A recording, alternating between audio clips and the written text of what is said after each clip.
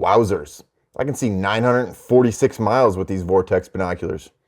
You want a pair?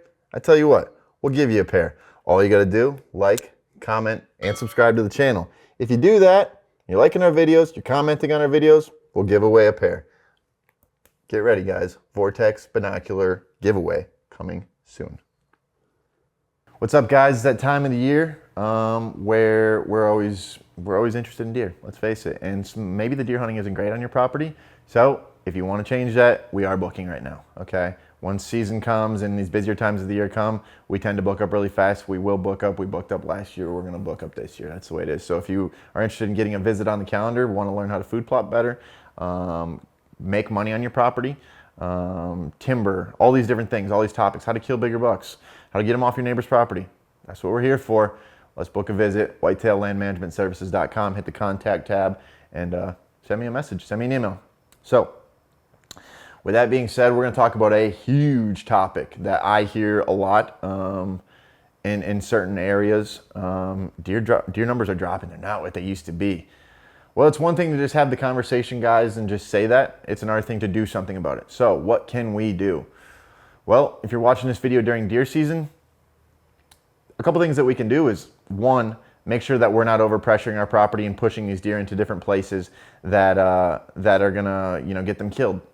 Don't shoot them yourself, things like that. But more than that, I really want to focus on some things that we can be doing in the off season. Are there things we can be doing during the season? Yes, but this situation gets solved in the off season. How do we bring more deer to the area? Okay, there's a couple things. One, pay attention to your predator population. If you got coyotes, if you got bears, and you can get a bear tag, which depends where you are in this country, and it's getting ridiculous in some areas. They're one of the biggest detriments to whitetails, and people do not talk about, and it's bad. But regardless, take care of your predator situation, your bobcats, all these things like that. Pay attention to that in your off season. But that's not the point of this video. You guys know that. Take care of the predators. Obviously, they won't kill the deer that way. If they're dead, they can't kill the deer. So what can you do during this off-season portion of the time of the year, or even just plan to do right now and get your plans together? And as you go out on your property right now, start picking them apart. This is why I need to do this. This is where I need to do it. I can hunt this spot on most correlating winds, or most predominant winds on southwest, northwest, whatever you see in your area, and strategically place things based off of that. So what can you do? Guys, you can build more habitat. Okay, Brett, yeah, that's an easy answer. What do I need to do? We need to build more habitat at 4 feet. Okay, why 4 feet?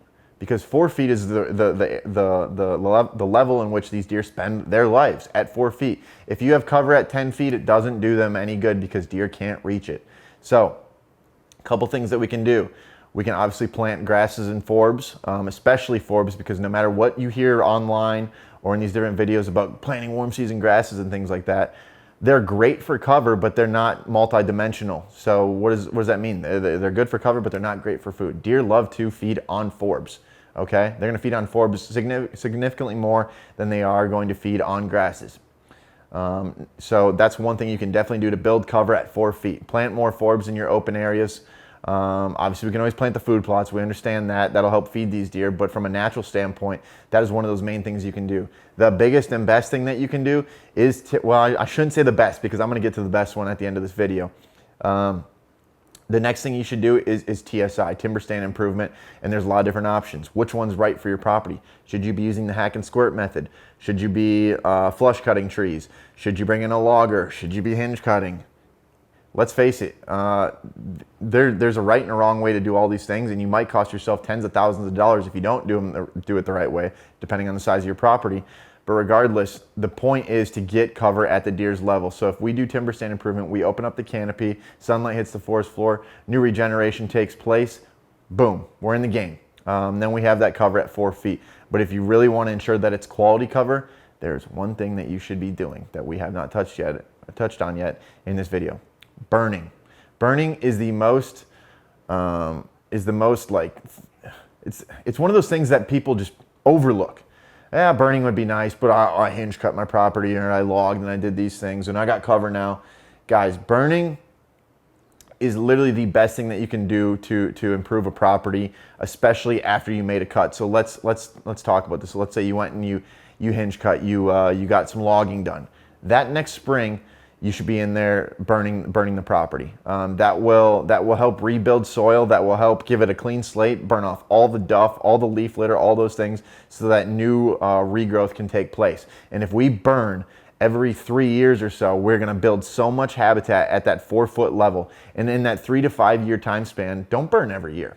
Don't burn every year unless you're looking to build your property for like quail habitat or pheasants or anything like that, because there's not enough time for that growth to get tall enough. By year number 3 to 5, if we burn every 3 to 5 years, we're in the money zone. We're gonna get saplings, we're gonna get grasses, we're gonna get the forbs, we're gonna have habitat at 4 feet.